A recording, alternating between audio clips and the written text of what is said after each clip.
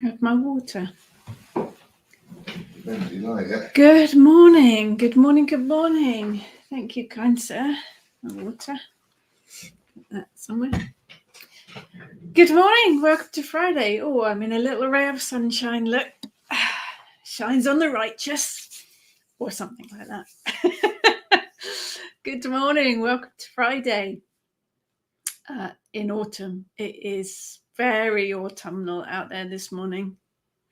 Nice, crisp, fresh air. It is absolutely beautiful. And the sun is shining, which is always good. So as always, if you are there, please do pop a hello in the comments. Look, you're there already. Good morning, Christine. Good morning, Alex. Do pop a hello so that I can be polite and mind my manners and say hello. Good morning, Xenia. Good morning, Karen. It is indeed a lovely day. And yes, Pete's working hard behind the window. And Eric is laying in the doorway to the garden in the sunshine. Bless him. Good morning, Maria. Good morning, Lisa. Good morning, Jay. If you are on the Kitchen Witch Facebook group, I might not see your name come up because it does some funny thing where it just calls you Facebook user. Good morning, Jay. Good morning, Emma. You right there, Eric? He's just rearranging the doormat. Yeah. Good morning, everybody. Welcome to Friday and to autumn, depending on where you are in the world, of course.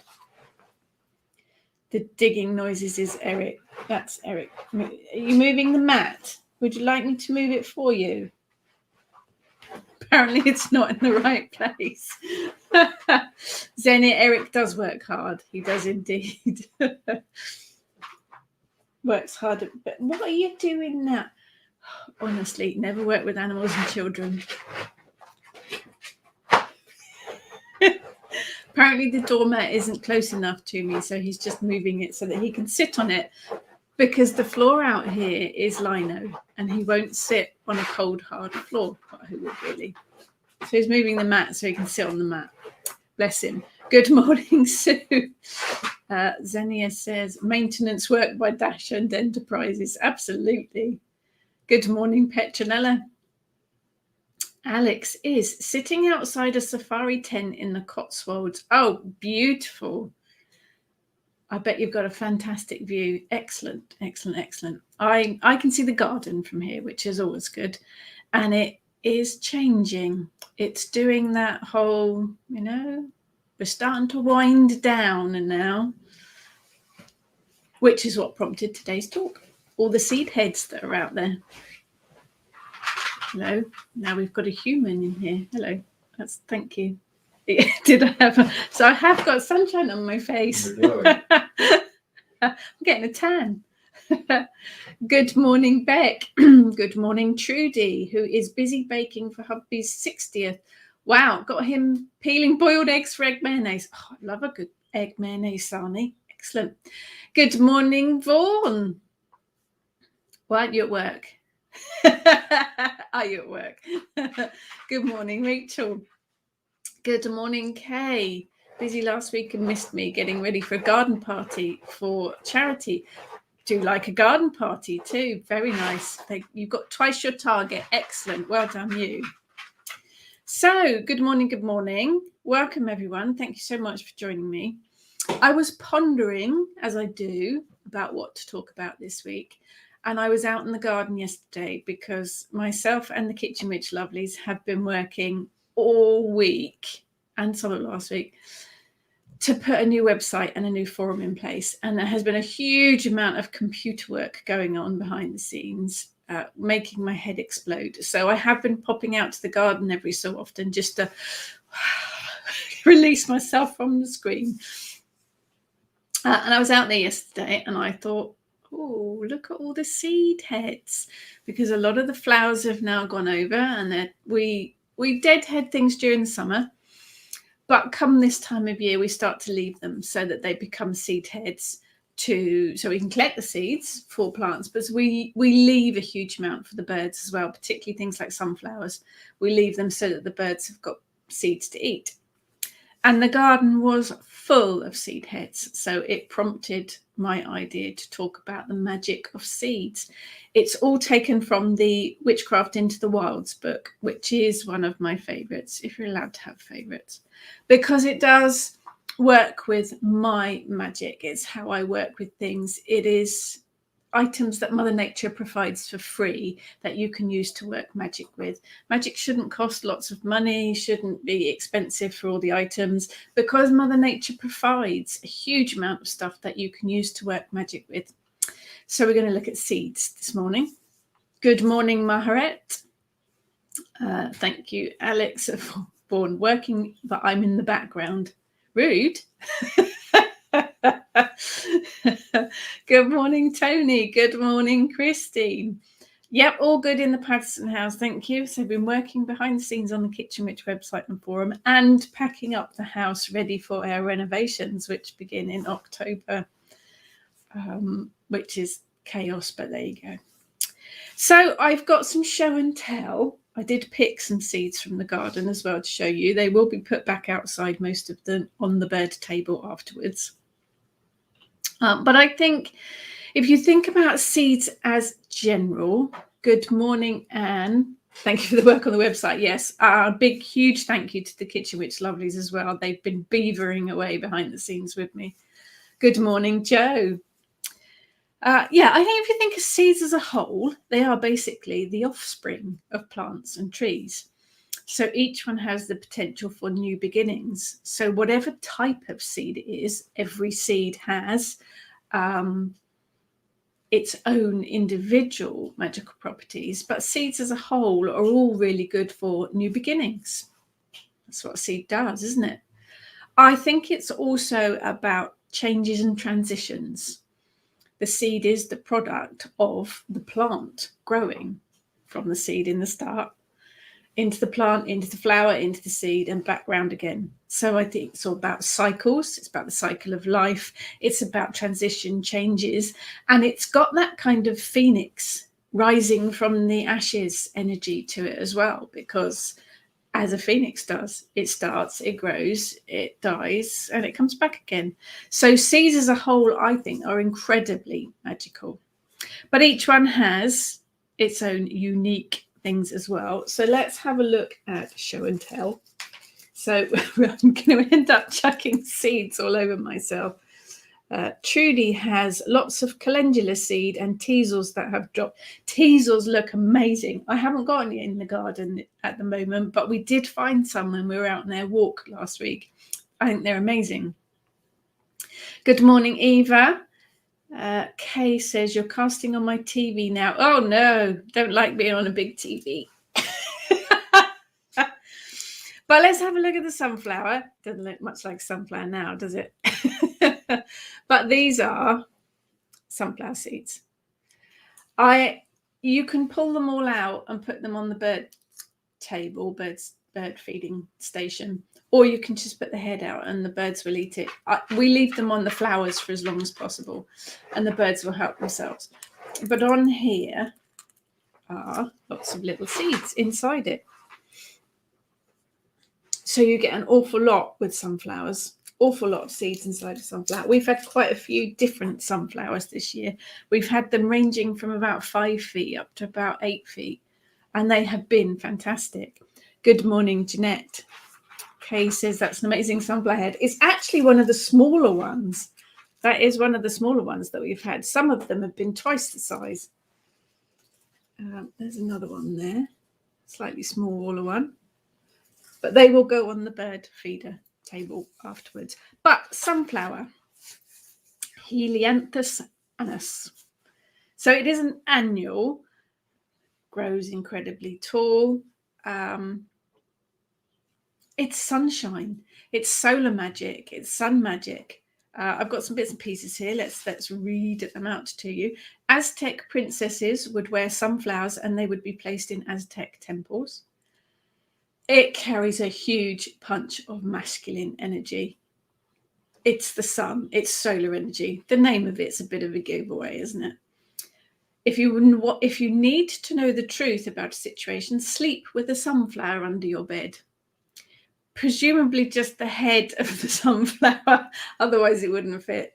The seed head would work perfectly.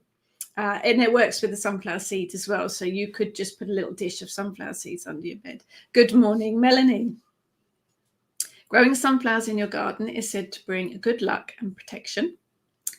Eating sunflower seeds will bring fertility of all kinds. We're not just talking little babies here. It could be fertility of anything, new projects, new ideas, new ventures. You can add them to any of your spell workings as well.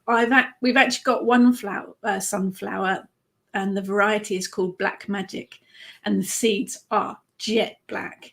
I tend to save those ones for magical workings just because the name's really cool. I mean, it's called Black Magic, so well, you've got to work magic with it, really, haven't you? So I leave all the other sunflowers for the birds, but I collect the seeds of the Black Magic ones to store away to use for magical workings. But, you know, all of them are good for magic. Bringing sunflowers into your home promotes integrity. Growing sunflowers brings you luck and protection. Eating sunflowers, fertility. Sunflower seeds also make wishes come true. But basically the sunflower it's happy, it's bouncy, it's cheerful. It's got that kind of happy zing to it. So it works in any kind of happiness spells. The seeds work brilliantly, but you could also use the leaves, and you could also use the petals of the sunflower as well. Dry them and use them. Add a handful of sunflower petals to your bath water to make you feel happy and content. I've also seen some secret hideaways, which are brilliant, that they've planted for children primarily, but, you know, I'd want one as an adult, where they plant sunflowers in a circle with just a small gap for a doorway. And as they grow, they form kind of a fence, and they make a secret hideaway in your garden. I don't really have enough room to do that. But I think that would also make, if you've got the room, a brilliant ritual circle, if you could plant one big enough to fit everyone in. So sunflower is wishes, fertility, truth, integrity, luck, protection, loyalty, and happiness. It is ruled by the sun, and it is the sign of Leo. It's the element of fire, obviously, and it is a masculine kind of energy. But absolutely, the seeds are absolutely brilliant. They are delicious too, but absolutely brilliant in all kinds of magical workings. What else have I got here? I've got lots of the usual things, but I haven't actually got any thing to show you. Let's go. Where have we got next? Oh, here's a good one. It actually looks a little bit like a teasel, but is an echinacea. And inside here are all the little seeds. Is it gonna? Yeah, it's got little tiny seeds inside them. I am going to be covered in it. Erin loves the idea of a hidden garden nook. Yeah, I do, with sunflowers, because, of course, they grow so tall as well. You could just hide inside it. John, good morning, Grandad duties. We like Grandad duties. Not yet, though, because I'm too young to be a grandparent. Seeds have so many connotations, from a seed to planting a seed in someone's head.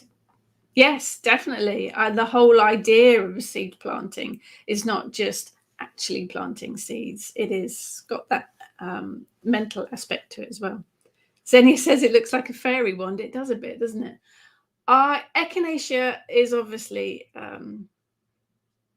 healing. See, I'm sitting here and thinking that is an echinacea, isn't it? Yes, it is. I doubted myself for a moment then. Coneflower, it's called sometimes too. Kay says you could spray it all sorts of colours. Yes, you could.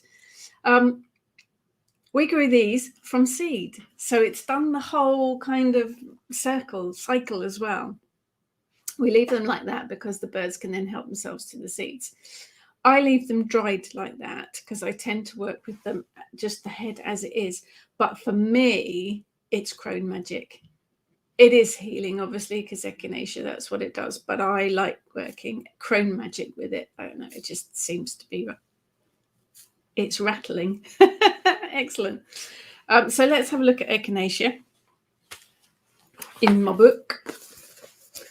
Eva says, when do you plant the seeds? Not till the spring, Eva. not till the spring, February, March, in the greenhouse too. Let's find Echinacea. Talk amongst yourselves while you're there. Here we go. Okay, so Echinacea is obviously coneflower for reasons that you can see. It is used to boost your immune system if you take Echinacea supplements. So I think it works in any kind of healing spell. But I think if you add a sprinkle of Echinacea seed or the dried flower, dried petals, or even the leaves, it increases their power. So it gives a boost of energy as well. It also brings in abundance. So you could keep some seeds or some petals in your purse as well. But for me, it's Crone magic. It is that whole wisdom, ancient, wise Crone magic, bringing power, bringing healing, bringing abundance. It's ruled by Venus and Mars, and it's the element of Earth, and it's feminine energy to it as well. But they do look fantastic. I do leave them like that in the garden. Pick this one, obviously. Do tend to leave them like that in the garden so that the birds can help themselves to the seeds. But because they look quite structurally cool in the winter as well. Pop that one here. Let's put some. Maria has the book. Thank you, Maria. Good morning, Kerry. Christine says, a friend once got divorced, so as she left, she scattered seeds all over his carpet and watered it. He was in the army and was away. When he got back, he had a lawn and flowers in his house. That's me. That's me. That's very clever, but that's me. Thank you for sharing that. Okay. Mum is 91, is watching, doesn't understand the term crone. Your mum rocks then, really. Crone. It's wise woman. It has got bad connotations, isn't it? It's got a bit of a bad reputation, and I think possibly from Hollywood and the media and books, maybe stories. Crone for me is wise woman. It is an elder that been there, done it all, seen it all, got the t-shirt several times over. Someone to absolutely be respected for their wisdom. Hi, Beryl. Sue says, I might try wild flower bombing. Put wild seeds in a pepper type pot with holes and away you go. If you look on the Kitchen Witch blog, I think Sue did a blog post about making seed bombs out of clay, putting all the seeds in a little bit of clay and using them to chuck. And then the clay breaks down and the seeds grow. Good morning, Nix. So that is Echinacea. What else have I got here to show you? Oh, this one you will probably know. Oh.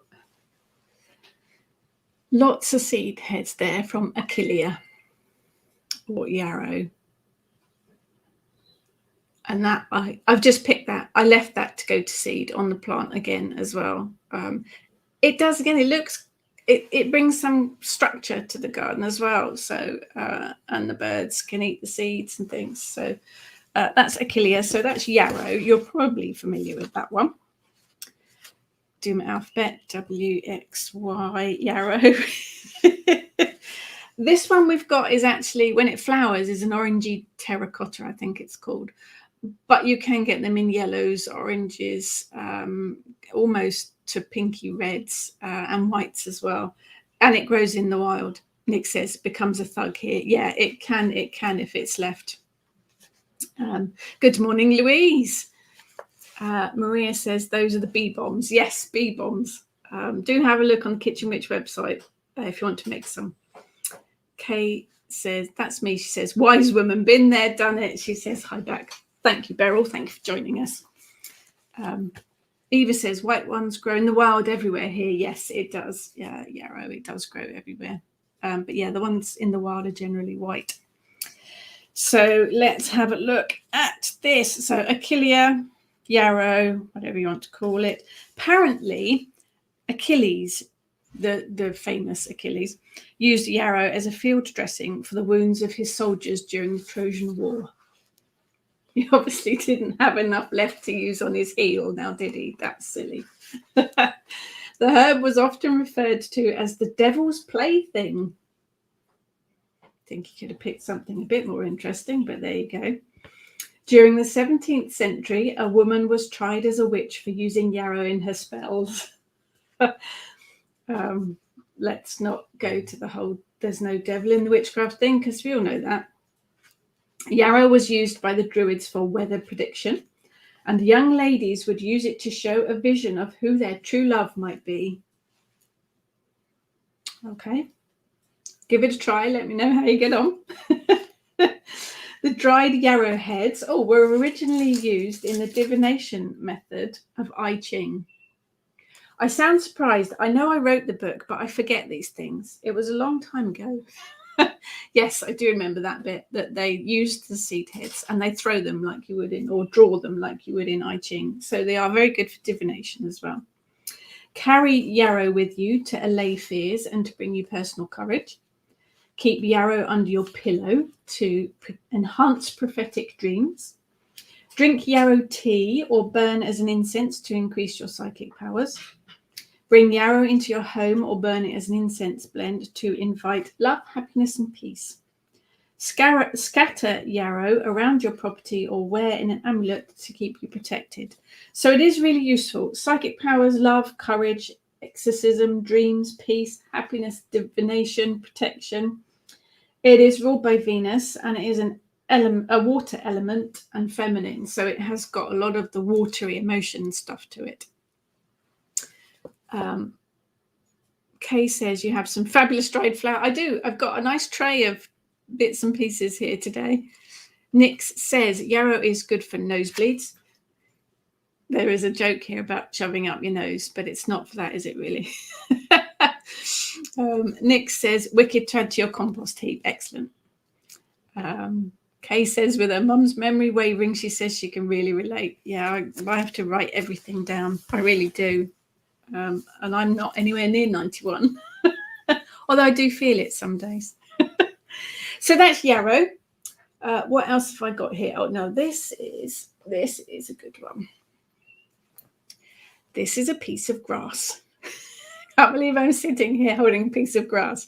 This is a piece of grass. Now this is ornamental grass. We have I don't know what it's called. I can't remember now, but it's a big ornamental grass with green and white striped leaves, but it shoots up nice big seed heads. Eric does keep trying to eat it, and it makes him sick every single time, so we have to keep him away from it. But grass of any type, even the grass that's on your lawn, has magical properties. So don't forget grass when you are working with magic. But if you've got the seed heads as well, Carex, thank you, Nix, that's the Latin name for it. I can't remember what actual variety it is. But grass is really good for magical use. Get there in a minute. Bear with me. If you've got the ornamental grass that's got the really long grass leaves, you can use it to weave. So you can plait it and make it into a witch ladder or in a ball or some kind of form of grass to hang in your home to provide protection. My words are going wrong today, aren't they? To provide protection. But it works really well when you plait it into witch ladders. You can use the long blades of grass for not magic as well. Add dried grass or grass seed heads to incense blends to increase your psychic powers and bring abundance your way. So it's really good for protection. It's really good for psychic powers, works for not magic, and it's good for abundance as well. And I think grass in particular is because there's so much of it. It's everywhere. And the seed heads as well. Very good for abundance magic. And it is the element of earth. So seed heads on grass are really good too. Bless you. Sneezing in the background. Sue has plastic grass. That's magical. It is. It's very magical. Kay's just had to explain who Eric is to her mum. Yeah, Eric the dog. Nix says, let's get some of these up. Nix says, can you use flax for witch ladders? Yes, that would work incredibly well, probably much better than grass. Give it a go, Nix, and share a photo when you've done it. We do like a bit of show and tell. Christine says, when we had a lawn at the front, it turned into a mossy mess. Yeah, I think that's all to do with the soil and the sun and Mother Nature. Now I have flowers in the front. There is grass growing. Mother Nature wanted a flower bed. And what Mother Nature wants, she generally tends to get. So don't forget grass when you're working magic. It is brilliant to use. And the grass seed heads, as today's about seeds, work really well. What have we got here next? We have little berries. These ones are rowan. I know they're white, but our rowan tree has creamy white berries instead of red ones. It's Joseph something or other. We just call him Joe because, trees need names. So rowan berries are the seeds. We do tend to leave them. I do tend to leave them for the birds because they do like eating them. But rowan berries are really good for working magic with. So let's look up rowan. Do share with me if you have got any particular type of plants with seed heads in your garden at the moment, and we'll have a look. Maria says it looks like mistletoe. Yes, it does a bit, doesn't it? We got it because it was a little bit different, that's all. So rowan, very, very magical. It has white flowers as well during the summer.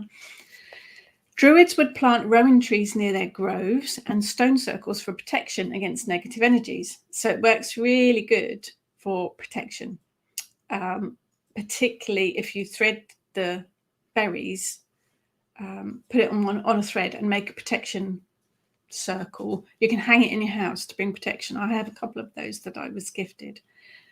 Rowan twigs were carried to ward against sorcery and evil and placed around milk churns to protect against theft. It really does have a strong protective energy, but also one of empowerment. It can help you connect with your inner being, the universe, the web of life around you. It's really, really good for that whole connecting vibe. Bring rowan twigs and berries into your home to use for protection, but it also brings success, love, and a stronger spiritual connection. Thread them onto any kind of thread, but red or brown tends to be the one that's generally used when you thread them to make a little protective charm to put into your home. You can also carry it with you, keeps you safe on your travels. Rowan branches make good dowsing rods to help divine for metal in particular. And rowan makes a really good healing wand. So if your rowan tree has gifted you with a twig that's big enough to use for a wand, it'd be really good for healing. Solitary rowan trees are believed to be fairy trees. They are believed to guard the portal or the gateway to the world of fairy. But I would use rowan berries in particular in incense blends as well for protection, divination, inspiration, and to increase your psychic powers. You can tie a handful of the rowan berries up in a piece of white cloth, tie it with a ribbon, and hang it in the center of your home. Kitchen, I think, is usually the best place for that because it's the heart and hearth of the home normally to keep illness at bay. So it protects against illness as well. So rowan is psychic powers, power, success, protection, love, spirituality, fairies, divination, healing, and inspiration. So that's rowan, and it is ruled by the sun and also ruled by Mercury. So it's got that punch of nice energy to it. It's Sagittarius sign. It is a fire element and it is a masculine energy. So it's got a real kick of protection power, in particular rowan. But very pretty. I liked the creamy one, but the red one works just as well. Right, let's have a look because I've missed some of these. And sun is called rowan. Excellent. Nix, don't think we get rowan trees in Southern Hemisphere. Oh, I don't know, Nix. You do have I was looking actually a list of Australian trees yesterday. You have a lot of ones that we don't have here as well. Kay has a rowan tree by her pond. Excellent. Melanie has been picking old English marigold seeds yesterday. Picked some purple poppy seeds from my brother's garden. Poppy seed. I haven't got poppy seed heads here at the minute. They've all kind of been and gone. But poppies are really good for abundance, good for remembrance, but poppy seeds in particular, really good for money spells, prosperity, abundance, and bringing all of that in. Excellent for that. Eva has lily of the valley seed heads. Need to pull them up since they are incredibly toxic. Yes, to children and dogs. Wasn't thinking about it until I saw my daughter pick a stem and pretend to eat it. Panic. Oh, yes. Oh, no. Get rid of them. Rachel has lots of fennel. Yes, it does self-seeds. I have had fennel in the past, so I don't have any at the moment. Let's have a look at fennel. It's very pretty. It is a very pretty plant, but it is very good for fertility because there are so many seeds and because it self-seeds everywhere. Fennel is healing, purification, because it's got that punch of that kind of aniseedy hit to it, isn't it? So it's really good for cleansing, purification. Also good for protection and courage, confidence, and fertility. Yeah, very, very useful fennel, one I particularly like. Maria says, lily of the valley. Yes, lily of the valley is no good for cats. And any lilies, actually, aren't they? They're not very good for cats at all. Kay feels another book purchase coming from. It's that one, Kay, if you want to know. Beck has picked some rowan berries and hung them to dry in my kitchen for good health here. Excellent. Perfect. Anne has been pulling ragwort before it goes to seed, but leaving them flower, the bees and butterfly because our neighbour has horses. Yes, if you don't want things to spread, pull them up before the seed heads hit. John has fennel and calendula, which are linked to next week's festival of restored balance and integration of the equinox. Yes, absolutely. Hi, Kurt. I don't grow pumpkins. I don't grow any fruit and vegetables. I have a very tiny city garden, so I focus mainly on flowers, plants. I harvest everything, leaves, flowers, petals, seed heads, all for magical use. But I don't grow any fruit and vegetables. I get them all delivered from a local, I support a local organic vegetable farmer. Maria tried to grow poppies, but the snails got them. Yeah, we do. We have a bit of a snail problem in our garden too. Fennel seeds are also diuretic. Yes, I don't tend to deal with the medical side of any of these things when I'm giving a talk. I am a trained herbalist, but I don't tend to deal generally with that kind of advice. Herbal remedies are very powerful. They can also be very toxic. They can be very dangerous. If you are already taking over-the-counter medications, prescribed medications, they can interact with herbal remedies quite drastically. If you already have underlying health problems, then herbal remedies can interact with them quite drastically. If you are looking at taking any kind of herbal remedy, please do seek a consultation with a qualified herbalist before you do so. End of lecture.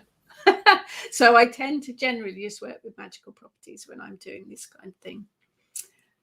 Christine has some self-seeded poppy. They are a lovely orangey colour. Those are the ones that we have in our garden, orange poppies, and they do self-seed everywhere. Dawn has comfrey plant. The bees absolutely love it. We've had a lot of bees this year. Not so many butterflies, interestingly. Not so many butterflies. I don't know why. Well, I do. I think it was the spring. It was the spring. I think that was a bit of a problem because it was so yucky. Right, what else have we got here? Now, this one is, if you can see this, this is a rue seed head. It's not going to focus, is it? Let's hold it like that till we get. It is little star seed heads that have opened with four points to them, which I like to think of as the four elements. But that's a rue seed head. So let's have a look at rue, which is really good for protection. Again, quite a lot of these seem to be protection, aren't they? Health and healing, purification, balance, clarity, anxiety, and hex breaking. It's ruled by the Mars and Sun, so it's got a real fiery energy to it. It is the element of fire, and it's masculine as well, masculine energy. So that one packs a real punch. During the Middle Ages, it was considered to be the herb of witches. But I've also read that witches apparently do not like the smell of rue, and neither do plague-bearing rats. Just in case you needed to know that piece of information. Plague-bearing rats and witches don't like the smell of rue. I can't say I'm that, either way, really. It didn't bother me. It also seems to be one of those herbs that's a little bit confused. It was used by wise women and wise men in a lot of potions, but it's also one of those herbs that was said to be used against witches to ward against them. So it can't make its mind up, really. Hang it above your doorway to ease anxiety and help bring about clarity, using healing and health workings. Keep rue indoors to create sacred space, and burn as an incense for protection, purification, and balance.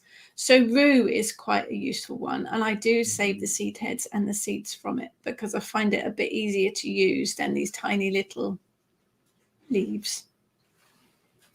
No rats, please. No, Kurt. We don't need any rats, do we? Sue has seeds from pom-pom pink poppies. Excellent.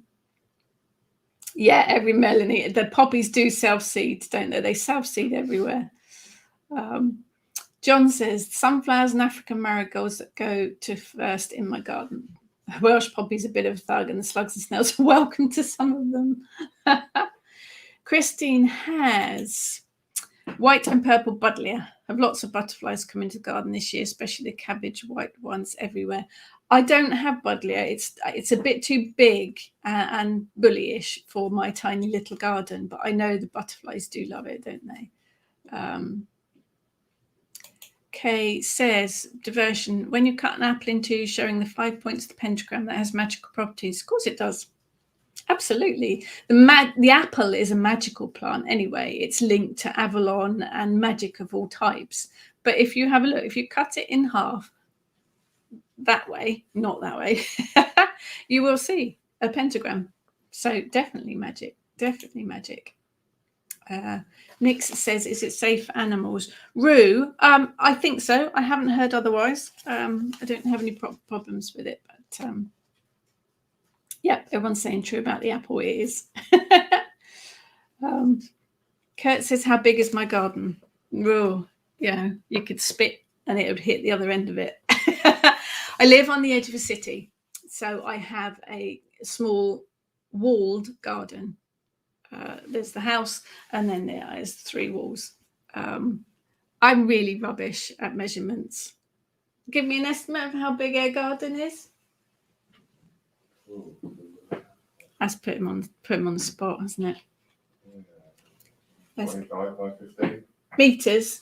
Feet. 25 by 15 feet. There you go. That's an estimate of our garden. Hi, Leslie. My sister has a hedgehog house in her garden. They take care of the slugs for her. Perfect. I can't have hedgehogs in my garden because it is walled on either side, and it is they'd have to throw big ropes up over the wall to get in and out. Christine says, Rue is said to keep cats away. Wrong, not in my garden. There you go. Kurt says not bad for a spit. Yeah, it's a long spit. But I pack as much as I can into it. It is stuffed. So what else have we got here? Now, here is an interesting one. There we go. I don't know if you can see that. It has little red seeds in it. And it hangs like that. And the seeds are bright red. There are 3 to each little seed pod, and they are bright red. This is the seed pod of a Crocosmia. They are stunning plants in the garden. Absolutely stunning. They are not in the books. There are no traditional magical purposes, characteristics for Crocosmia that I am aware of. When I get a plant like that, we grow it because it's a fantastic looking plant. it's in reds and yellows and oranges. It is stunning. And the flowers hang over, like that's where the seeds come from. And even the seeds are bright red. So it is quite stunning. It's got to be a fire element plant, absolutely. So when I get a plant that's not a traditional characteristics for it, I look at the plant. I talk to the plant. I connect with the plant energy. Well, I do that with any plant, actually. I connect with the spirit of the plant to find out what it can help me with. But I think Crocosmia has got to have that kind of dragon energy to it. So it is perfect for working with dragon magic. But it's got that fire. Even the flowers look like flames. And even the seeds are bright red. So if you work with the seeds as well, you've got that fire energy. So it's fire and dragon magic for me. And so it would bring in protection, but it would also bring in that kind of death, rebirth, phoenix transformation type energy as well. So the Crocosmia is fantastic for the flowers, but the seeds are amazing too, particularly in that red color. So that's a good one. Another one that is not generally on any list of traditional magic are these little guys. Anyone know what those are? They are the seed pods of the fuchsia. We had quite a lot of fuchsias in our garden this year, and that's the little seed pods that they produce. Again, fuchsia's not one of those things that you generally find in any kind of book. However, they are in my Flower Magic Oracle. So I will have a little read of what fuchsia's magic is.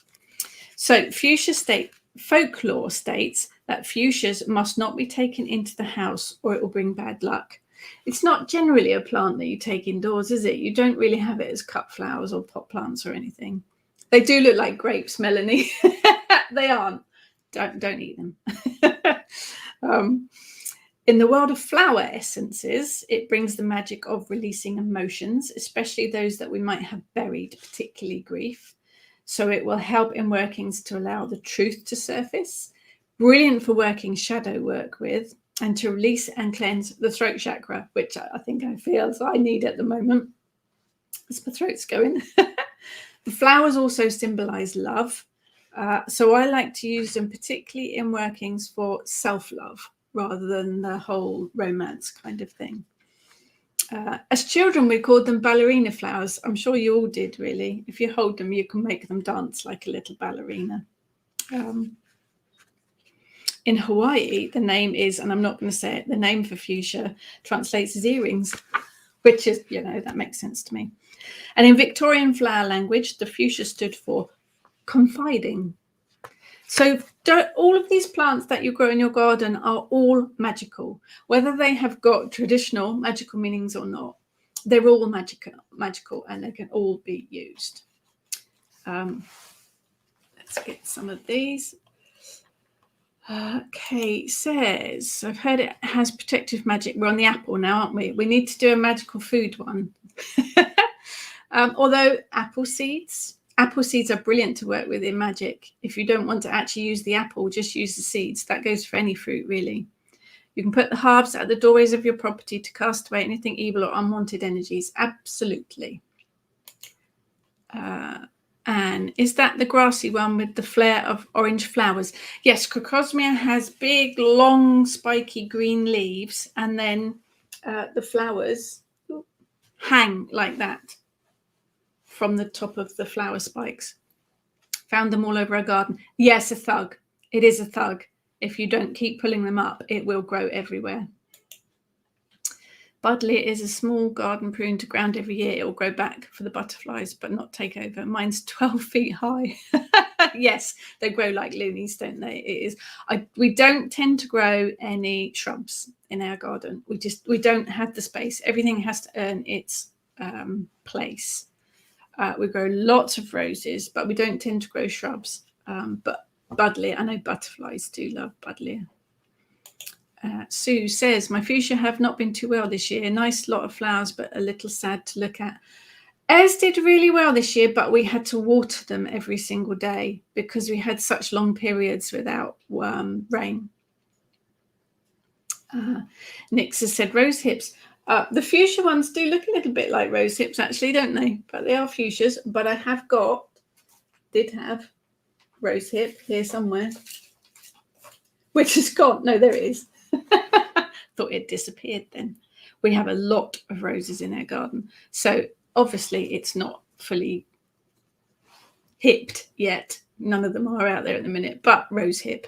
And rose hips are fantastic to use for all sorts of things. The rose is an amazing plant. It's a really, really good all-round kind of plant. So let's have a look at rose. Oh, I use it for all sorts of things. Love, protection, spirituality. I think it's a very good goddess plant. But the rose hips in particular are really good dried to use in magical workings. So roses are love, psychic powers, healing, luck, protection, peace, mysteries, knowledge, dreams, friendship, death and rebirth, and abundance, ruled by Venus and the moon.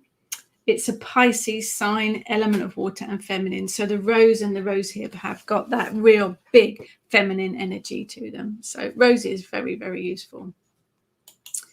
Louise, my late mother used apple seeds in fertility spells with great success. Absolutely. Yeah, they do pack a huge punch of fertility energy. Anne says, we have a buddleia the size of a small house in our front pasture. It's our boundary between us and the pub's beer garden. Excellent. Kay has a huge fuchsia plant by the front door and the bees love it. We have fuchsias. One side of our garden is quite shady and we have a row of fuchsias down that side and they seem to love it. They don't mind the shade at all and they seem quite happy. Maria says, buddleia self-seed everywhere and forever pulling it up. Yeah, it does. It does.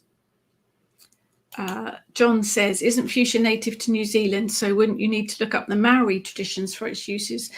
That would be a very good idea, John. A very good idea. I did when I was doing research for the Flower Magic Oracle cards. Got to do my alphabet again. Fuchsia. Here we go. The plant takes its name from a Bavarian physician and professor, Lenhart Fuchs. But yes, Hawaii, the name is, and I will try and pronounce it, Kula Pepeyao. I don't have the actual thing here, but that does make sense. Yes, whenever you are looking at a plant, look at where it grows, how it grows, what color it is, how high it grows, the shape of the flowers. But yes, absolutely. Look at where it comes from, where it's native to. And you'll get some idea of the magical uses. But talk to the plant as well. Nix has Japanese cedar all around our property, which has very cool seed heads. Do you know it has any magical properties? You would have to look at the plant. I don't know anything specific. I know cedar, but it's not going to be quite the same. Have a look at the plant, how it grows. Look at the shape of the seed heads, the shape of the leaves. Talk to the plant. Connect with the energy of the plant, because each plant will be different as well. We've got a row of 5 different fuchsias here. Every single one is going to have a slightly different magical energy. So connect with the energy of the plant, talk to it and find out what it can help you with next. Christine loves roses. I have one called Chrissy. Yeah, I've got one called Rachel as well. It's named after me. It's yellow and small, then grows into a huge flower with a hint of pink. But like me, it has badass thorns. Thorns are brilliant to use in magic. That's a whole other talk. Maria, my son told me that buddleias were brought over from China. There's an awful lot of plants. The Victorians really went off and did lots of searching across the globe for plants. And they brought back loads of different varieties of plants and seeds and plants that have now become things that we're just used to seeing in an English garden. So a lot of them do. Leslie Ann, I grew up always eating the whole apple, seeds and all, as the traveller side of my family did, and was very seldom ill. It's funny, isn't it? Yeah, I don't. Kids just eat stuff like that, don't we? Don't even think about it. Kurt says, well, in your opinion, what is the most magical? I think every plant has its own magical merit. I don't think there's any one particular that is more magical than another. There are ones that are more useful as general all-rounders, I think. And I think rose has probably got to be one of those. Rose was, I think, as I understand it, voted the most popular flower in Britain a couple of years back at the Gardeners' World thing. I think for a good all-rounder, the most different magical purposes, rose is probably the one that I would go for being the most useful magical plant. But they all have their own, different magical properties and uses. What else have I got here? Oh, now this is an interesting one. Still got a few flowers on this one, but it's got the seed pods as well. There's one of the little seed pods. That's the whole. I'm dropping bits of flower here now. This one is an Agapanthus. Quite usually they're blue. This one's one of the varieties that's white and blue, but it has these great big seed heads, mop seed head things. Again, one that's not really listed in any book. So you'd have to come up with your own magical properties for it. Looking at, and it grows like this. It throws out these big spikes of flowers. So you would have to come up with your, and I haven't actually worked with it magically before. This is the first year that I will be working with it as a magical ingredient. So I will be spending time with the plant to sit and get used to it and to connect with the energy of it. But it actually, looking at it now, it looks like a peacock's tail. And it is quite a big, showy plant. It is quite extravagant. So I think I would probably go with the energy of the peacock with it as well. So confidence and self-assurance. Not a show-off, but that kind of the self-esteem side of it. I think that's how I would go with. But it is a beautiful plant, and the seed heads are amazing. Kay's just bought Agapanthus for daughter's new home garden. Christine says roses are my favourite. There is something special about them. There is, isn't there? And they are such a good all-rounder. Not only have you got the rose petals, you've got colour magic because they come in so many different colours. You've also got the rose hips that you can use for various things and which can make tea and things with. And then you've got the thorns, which have their own magical use as well. So, yeah, I think for me, the rose is definitely something special. Nix says, Wisteria is gorgeous. Mine is just starting to green up as it's spring over there. Airs have been and gone with Wisteria. They flower for very short periods of time, but they are very stunning when they do. Jill says, Agapanthus are a nuisance in Western Australia, as they are, and arum lilies grow like weeds and take over. Wow. See here, they're really expensive. And they are treasured as specimen plants. It's fascinating how different things are across the globe, and what is considered a weed or a menace in one part of the world is treasured in another part of the world. It's interesting, isn't it? That is interesting. Louise said that's exactly what I would have said. Yes. Yeah, the Agapanthus does, doesn't it? It wants to be seen. It is a very showy plant, and the flower spikes come up really tall. So yeah, show off's the wrong word, but definitely extravagant. And it does. It looks like a peacock tail there. Kurt says, sorry, but thorns can be a pain. Very droll. Thorns are really good for magic. You can use some of the big thorns for inscribing onto your candles, which work really well. And thorns are protective.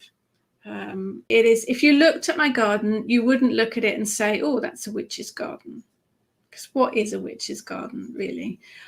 We grow plants because we love them. We grow plants because they grow in our soil. We've got quite heavy clay soil. So there are a lot of things like lavender, which don't like growing in our garden. So we tailor the plants that we grow to suit our soil.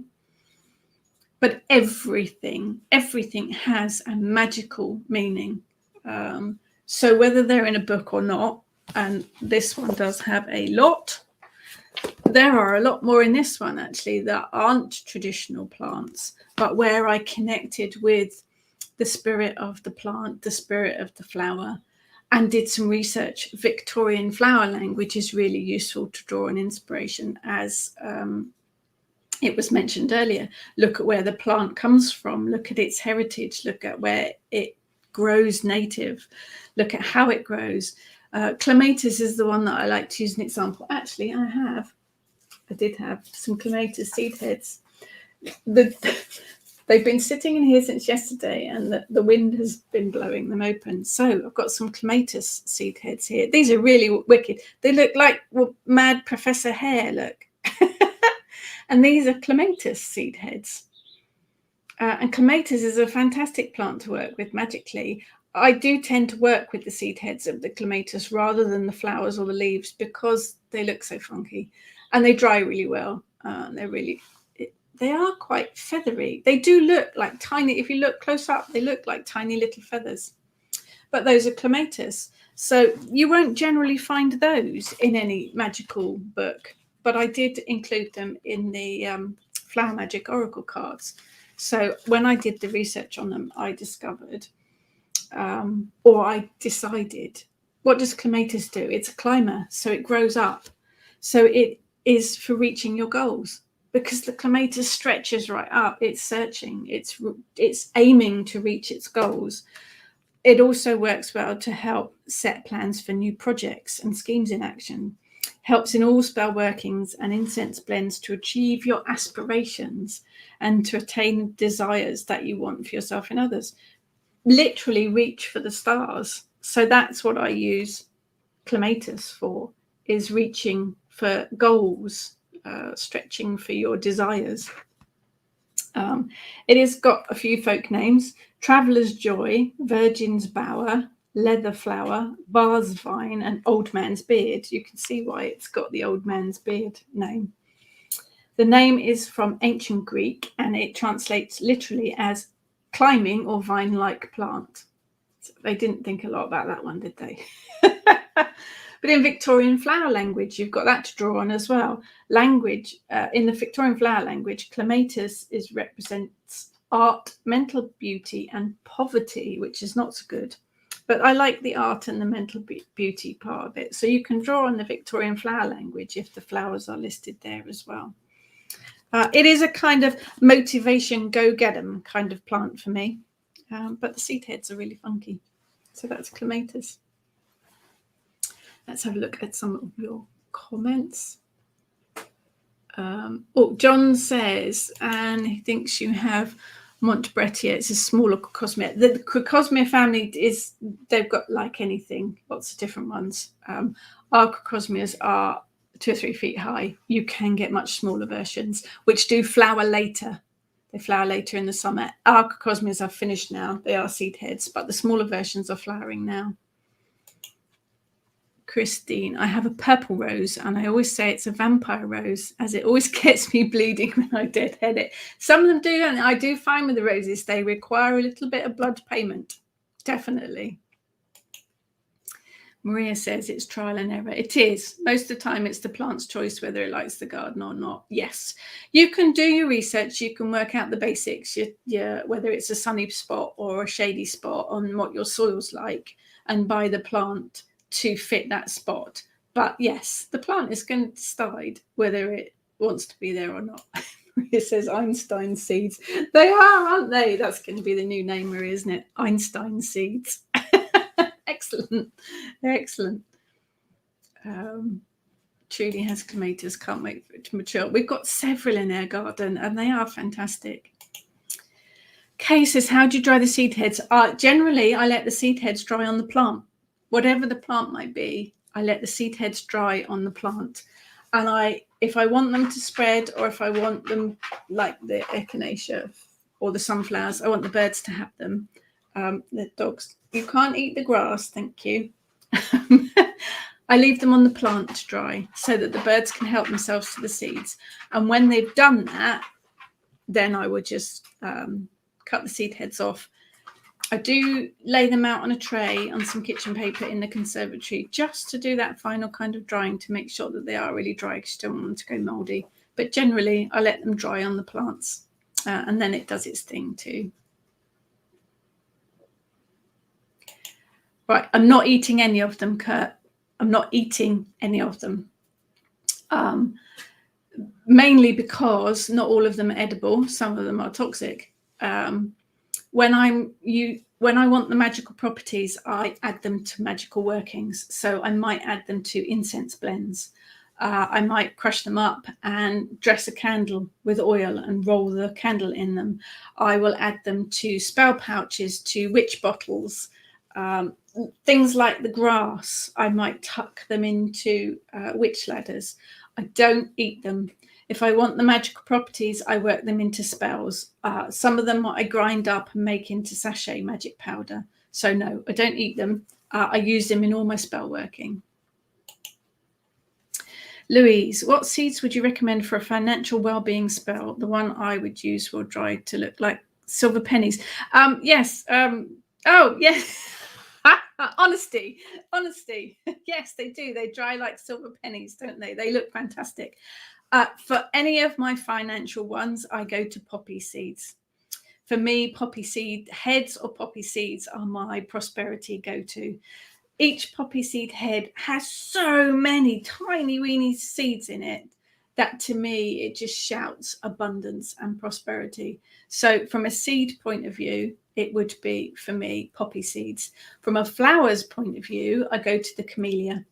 Dried camellia flowers I use in any abundance working, money, magic type spells. I would use camellia, but poppy seeds my go-to. But yes, those seeds that you're talking about, the honesty seeds, they look fantastic, don't they? They look like little moons as well. Brilliant. John says, I cut the bottoms off large pots and try growing plants in them that don't like my soil conditions. Also saves on watering. Good idea. Christine's off for the chimney sweep now. I'm going to be singing now. Going to be singing Mary Poppins songs for the rest of the day. Maria has my Wigella just dried up. Not sure why though.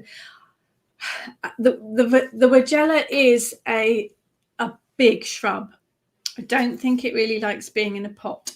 I think they much prefer it. I think it's too big to be in a pot. I'm assuming you've got it in a pot, Maria, because I know you've got a little courtyard garden. That would be my guess, was that it didn't like being in a pot. Honesty, yes, I can't think of the proper name for it. Luna something. I'll look it up and I'll put it on here.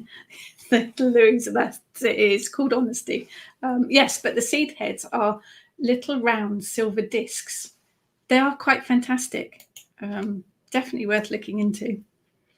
So lots and lots of different types. I mean, there are the usual ones. There are acorns, of course. Luck, prosperity, protection.